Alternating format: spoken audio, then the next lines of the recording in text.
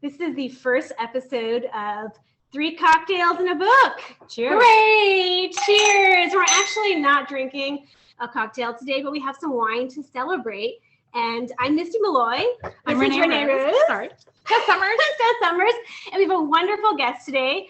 We have Vanessa Vale here to speak with us today. Welcome, Vanessa Vale. She is a wonderful author, and she writes these wonderful, sexy, cowboy romance, smoking hot novels, and I love them. And the first time I read a Vanessa Vale book, I had never read a cowboy romance book before, and I read it and was like, she's the queen of cowboy romance. I was so excited. It was cheers to that. Cheers. Yay! Thank you, Vanessa Vale, for being here with us today. Glad I could help you with your cowboy fix. Yes, all the cowboy fixings. Yes, thank you so much. I love them. Cowboys are amazingly sexy. So today we wanted to talk a little bit about an awesome series that Vanessa Vale and Renee Rose are writing together. This series is awesome. It is like top the charts. It is steamy. It is the Wolf Ranch book, the Wolf Ranch series. And right now I am reading Fierce. And it is the book that comes right before the new book coming out. And that's my favorite one. Fierce? No. Oh, Savage. Savage yes. is my favorite. Well, they're all amazing. And it's just an amazing combo of cowboy and sexy wolf shifter. And I totally love them. So Vanessa, can you tell me a little bit about how did the idea for Wolf Ranch come about? Well, this is one of those stories that are almost silly. Last Thanksgiving, we were driving to my sister-in-law's, and it was dark, and we've been in the car for a while, and we're just driving along, and there was a subdivision we drove past that was called Wolf Ranch. That's amazing. And this is in like Colorado area, right? It is. Yeah, it's in the Wild Wild West, and I just randomly drove past this subdivision that said Wolf Ranch, and it was literally like a light bulb went off, and I was like, oh my gosh. And my husband was like, what? He thought we hit something or whatever. And I was like, oh my gosh, it's called Wolf Ranch. And he's like, so? And no, you don't understand. This is huge. So I immediately thought of a shifters cowboy series, but also with shifters, because the title was perfect. It had the combo of shifters and cowboys all in one, and I knew immediately that it would be a great story. That's amazing. Yeah. And who better to do it with than Renee Rose? She writes her wolf shifter book, so it's like a combination of the wolves and the cowboys. I love them. They're just perfect. I mean, even just reading Fierce last night, I was like, wow, like I really love it. I mean, it's kind of like the cowboys for me are almost like, they're like the sweet talking, but they're like kind of rough and just like, kind of like a little kick. Like I love it. Just super, super perfect. And you guys are like the perfect, fabulous writing team. What is the most favorite part that you guys like about working with each other and writing with each other? I'm gonna let Renee say. I want to hear. Like, it is very much a moment by moment collaboration. Like, it's like Vanessa and I talk almost every day, like, okay, what comes next? Where are we, and then, sometimes we write simultaneously even, but like, or we write right on top of each other, like I'll write and she'll follow right behind, like filling in, or vice versa. So it's really like literally quite the collaboration, but not difficult. Like there's never like, sometimes we disagree about where it goes, but we can usually figure it out pretty quick. Like it's not difficult to bring our ideas together. Like it's pretty easy. It seems cohesive when you read it. It's fun because it almost is easy to write cowboy shifters because they're so fun. Yeah. And for me, writing cowboys is great, and then adding a twist of having them be shifters, because I've never done that before, makes them exciting for me. And hopefully for Renee, I don't think she's ever done any cowboys for her shifters, so that probably added a little extra pizzazz because they're pretty darn hot. So. And Cowboy works really well with Shifter. Like it's definitely, it's a good fit. It is. It's a great like fit. shifters are not you. I mean, I do have some billionaire shifters, but usually they are the more like rough, working class. Yeah. Like, and it works perfect. You know, like they're out there like working under the sun, you know, like, and then they can run on the mountain. Yeah, they're sweaty. Right. And they have work boots on.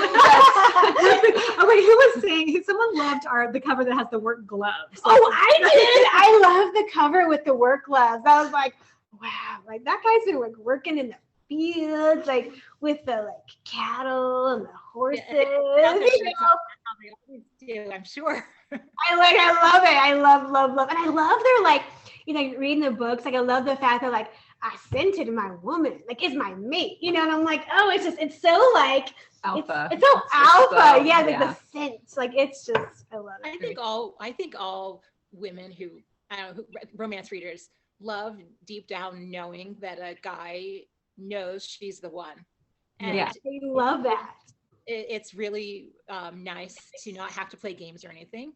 And in the dating world and stuff, you have to wonder. And with these guys, there's no wondering. It's like, you are mine. And so it's just, it's fantasy. Obviously, we want our readers to kick back and enjoy themselves with the book. And we want them to kick back and enjoy themselves with the heroes and want that hero for themselves. Oh yeah, I do. Yes. You guys do a great job. Yeah, it's amazing. So amazing. It's different in terms of conflict because often our guys aren't doing the like, I want her, but, you know, they're usually just like, I want her now. Yeah. Like, yes. You know, exactly. So it's a little bit of a different game, you know. It's that like that primal feeling of like very like instinctual, like animalistic, but I love that. I mean, they're like, they're cowboys and they're shifters, and it's just like the rough and the sweet together. I love it so much. Mm-hmm. So you guys have a new book coming out on December 3rd. I'm very excited, and I'm going to have Fierce finished by then so that I can just like jump right into the next book, and it is Ruthless. Can you guys give us a little sneak peek in the book? A few little teasers to get us. Like right now, I can't because I would probably disconnect this call. Oh, you mean like a literal? No, but we can talk about it. So this book features Rand, who is the younger brother of Clint from the book that you love. My favorite. Her favorite brother. And Natalie, who we thought appeared in book 3, but I thought actually was a Natalie impersonator. Oh. So this is the real Natalie. Okay. Small spoiler. Yeah, sorry, small spoiler. So, and in this case, so she has moved in next door, and she doesn't have a money, and so she thinks she wants to open not an Airbnb, a B&B. Mm-hmm. Not because she's like dying to open a B&B, but because she inherited this property and doesn't know what else to do with it. Mm-hmm. Okay. But our pack does not like that idea because that would bring humans around. Mm-hmm. Oh, okay. And so our hero is tasked with getting her to change her mind. So that is his conflict. It's like, how does he, get her to agree to be his mate, and B, get her to change her mind about the B&B. Very exciting. Oh, I love it. Oh, I bet there's some sexy ways he gets her to change her mind. They are pretty sexy. I agree with that. Yes, I agree. Oh, well, cheers to that, and cheers. Amazing. And cheers to you, Vanessa. You needed a glass. I know, I'm gonna sneak over. I'm gonna walk away from the screen for a second and get my tea. Okay, good. Excellent. Yeah, it's very good. So, and then her conflict, she's about, she's like, okay, yeah, I get that I'm your mate and you think that this is love, but I don't think this is love. Like, to me, that's not, like, I'm a human and I don't feel the same way you do. And I'm not sure even know what love is. And this is way too fast. And so your breaks, boy. Yeah. So she's like constantly asking for space, and he's like, I need you now. Well, he's really feeling that pull for her. Right. But they suffer. Like, once they found their mate and they don't mark them, they are suffering. They're suffering, but she doesn't understand that because she's a human and they're he's a wolf shifter. Yes. So he's like, He's a sexy so wolf he's shifter. like, my wolf's howling for you, baby. She's like, no, thank you. I'm excited to read it. It sounds very, very fun. What do you guys have planned for any more books, the series, or next book, or So spinoff? this Wolf Ranch is unofficially done. We can never say never, but it is wrapping up with Ruthless.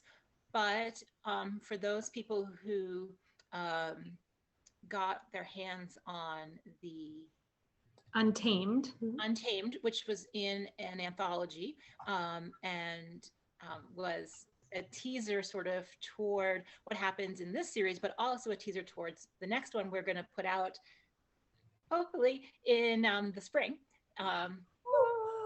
Right, because there were guys from the other pack in that book and who came to Wolf Ranch and found their mate at Wolf Ranch, but they came from a different pack in Wyoming called the Two Marks Pack. And I'm gonna let Misty, who's super psyched about this, I bet, and Tessa, I bet you guys can think about why it's called the Two Marks Pack instead of one mark. The Vities. So the other thing Vanessa is known for, in addition to Cowboys, Oh, There we go. She caught on. I was like, Bitey. Yes, more than one. Okay. So in their pack, because they are very jealous and possessive, but in their pack, 2 males get the urge for 1 female. Oh. And so then those 2 aren't jealous possessive with each other, Yes. but they both need her. That's great. I'm excited. That's gonna be amazing. So that's gonna be kind of fun. Yeah, that's gonna be really, really fun. That is in Vanessa's wheelhouse. Menage. Right. Menage. Yes. Menage. Cheers to Menage. Woohoo! Not just cowboy shifters, but Menage cowboy shifters. Mm. Yes.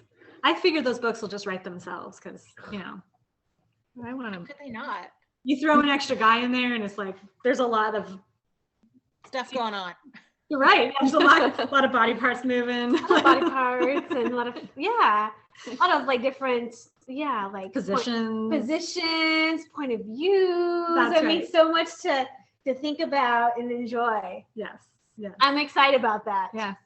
I love that. I really love seeing books from like the different point of view of like the different guys. I mean, I really like that because it's like, I don't know. I've always really enjoyed writing male POVs also. So that'll be really fun for you guys to do. Yeah. And I feel I haven't written nearly as much Menage as Vanessa, but I feel like it's tricky to make sure that the 2 guys' POVs sound different enough, Right. And it's gonna, and a lot of our heroes are similar, like alpha, Right. possessive, so it's like, how do you tweak it a little bit so that, they each have their It own is conflict. hard. Yeah. A lot of names, there's too many he's, so it's hard to get the names right. And, Yes. and then, like, wait, who's touching where? Whose hand is that? The dog. Does this work? Ken and Barbie and other Ken. Ken and Barbie And G.I. Joe. More G.I. Joe. and yes, Ken and Barbie and G.I. Joe. And then we practice like. But G.I. Joe's very small. Oh. I don't know. I mean, like just like in comparison.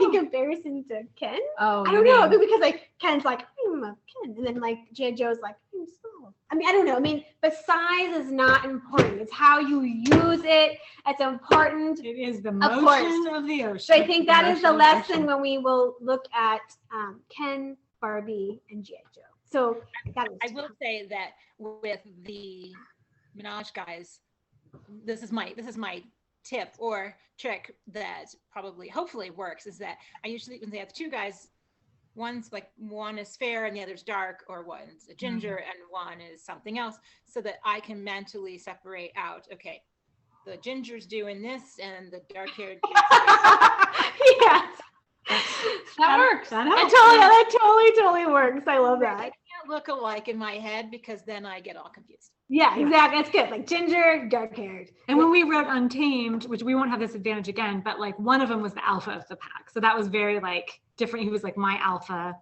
and he would defer to his alpha. Oh, yeah. But we also did have them look different. One was dark and one was fair, because Yes. maybe it was more for me than for Renee, but I had to really keep that in my head. Yeah. Yeah. So, and then you also just or I think you might be in the middle of rapid releasing books, not written by you, but in your Bridgewater series. Do you want to tell us about that?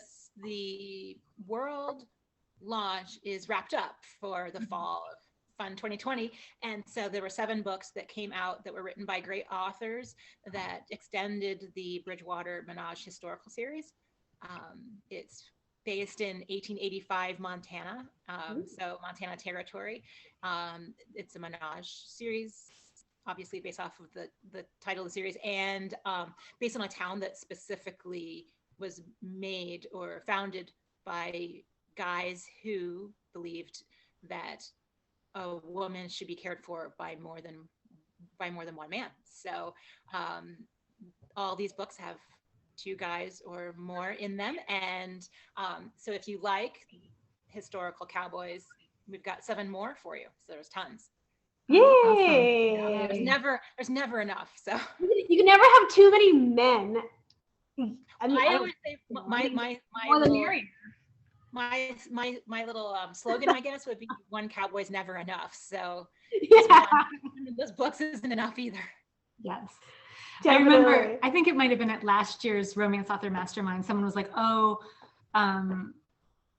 Reverse Harem is going out.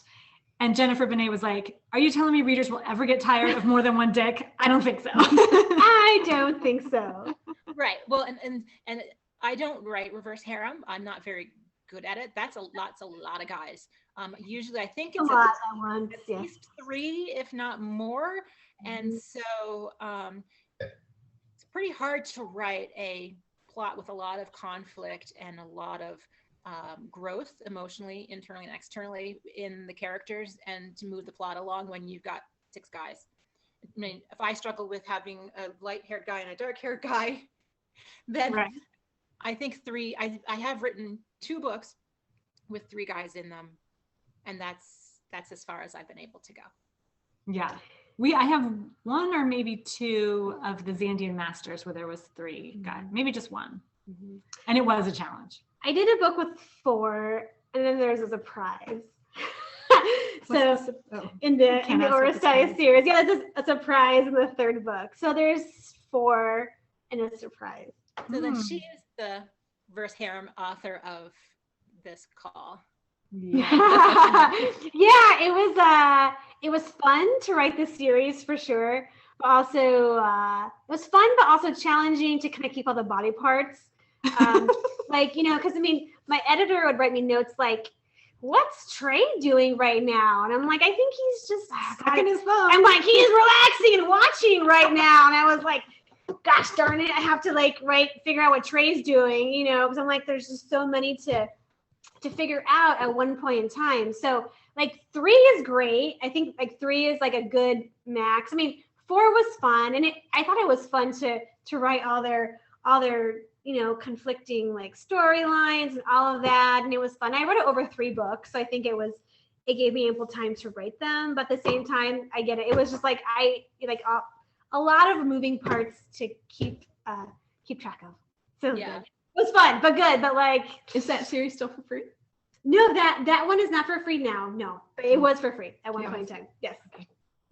But Blue Dragons are free now? Blue Dragons are free now, but only for a few more days. Okay. Cool. Have you ever written Menage?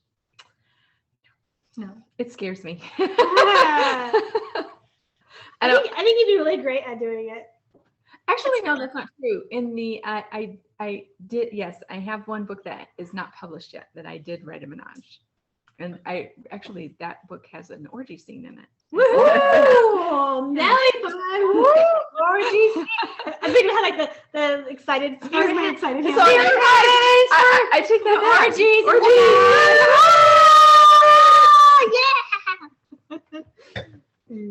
But that's to be released probably next year. Oh, that'd be fun. Series, yeah. Awesome. And what series is this? Is one that's already existing, or it's the what is it called? It's my sci-fi series. Ah, very nice. Oh, what is it? Captive Pet series. Yes, very nice. Very hot. Yeah. Yes. I read book 1 of that. Yes, and me too. And that was very, very hot. Yes. That'll be exciting for that to come out. Yes.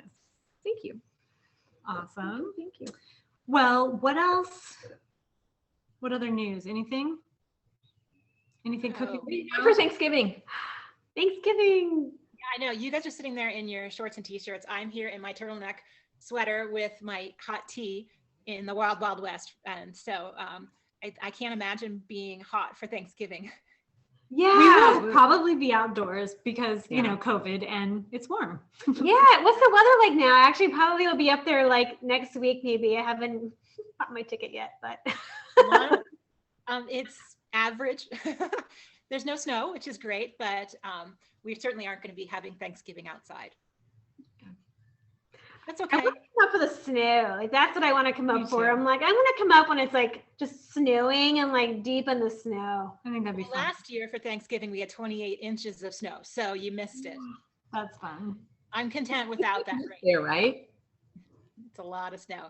It snows and then melts fast though. That's Yeah. the Yeah. That's kind of when- nice though. I forget what we were at some conference and Vanessa was like, I have to leave. It's a snowstorm. I'm leaving right now. Like she was That's right. Yes, we were in Las Vegas and a huge snowstorm was coming in and they were going to shut down the airport. And I'd been there. I think I'd been in Las Vegas for 6 days. And I don't really gamble that much, but that is a long time in Las Vegas. Yeah. And overstimulating. stuck there was not good. And so I called the airline and they were, you know, doing the thing where they'll switch you for no big deal because they want you out of there. Anyway, so I got on like, I think the 6 a.m. flight out of Las Vegas because I was like, get me out of here and get me back before the storm. Yeah.